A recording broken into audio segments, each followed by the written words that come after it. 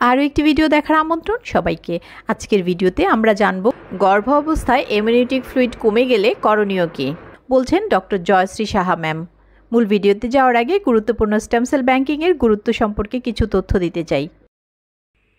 আপনি কি জানেন, স্টেম সেল সংরক্ষণ একটি গুরুত্বপূর্ণ পদক্ষেপ আপনার শিশুর সুস্থ ও সুরক্ষিত ভবিষ্যতের জন্য। জন্মের সময় শিশুর স্টেম সেল সংরক্ষণ করে আপনার শিশু এবং আপনার পরিবারকে ৮০টিরও বেশি রোগ থেকে রক্ষা করতে পারেন।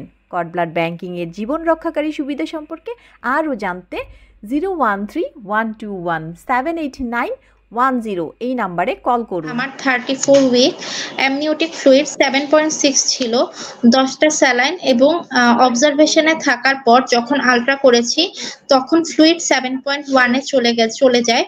এখন আমি কি করব ম্যাম?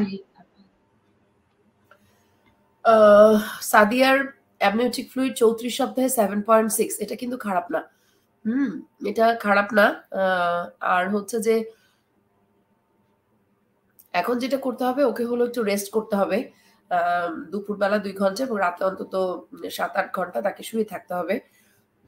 খাওয়া দাওয়ার পরিমাণ বাড়াতে হবে এবং তার সাথে পানিটাও একটু বেশি করে খেতে হবে। যেমন তরল খাবারগুলো, ডাবের পানি, লেবুর শরবত, দুধ, তারপর স্যুপ, সবকিছু মিলে ওর টার্গেট থাকবে দিনে অন্তত 5-6 লিটার তরল খাবার খাওয়া এবং সাথে রেস্ট করা।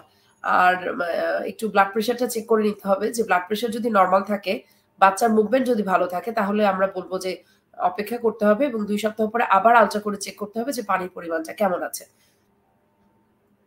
এবং এই সময়ে আসলে আমরা আরেকটা কাজ করি, সেটা হলো যে যদি ওকে এমন হয় যে পানির পরিমাণ অ্যাব্রাপ্টলি হঠাৎ করে অনেক বেশি কমে যায়, তাহলে আমাদেরকে হয়তো বাচ্চাটা ডেলিভারিও করে দেওয়া লাগতে পারে। এটা অবশ্য ডিপেন্ড করে, আরো কিছু ক্রাইটেরিয়ার সাথে অ্যাড হলে আমরা টার্মিনেশনের প্ল্যান করি। কিন্তু এখন সেফ সাইডে থাকার জন্য ও যেটা করতে পারে, ওকে আমরা ওরাডেক্সিন ইনজেকশন বা স্টেরয়েড ইনজেকশন দিতে পারি বাচ্চার লাংস ম্যাচিওর করার জন্য, যে যাতে করে হলো যদি কোনো কারণে আমার প্রিম্যাচিওর বাচ্চাটা ডেলিভারি করে ফেলতে হয়, প্রিম্যাচিওরিটি রিলেটেড কমপ্লিকেশনস গুলো বাচ্চার যেন কম হয়।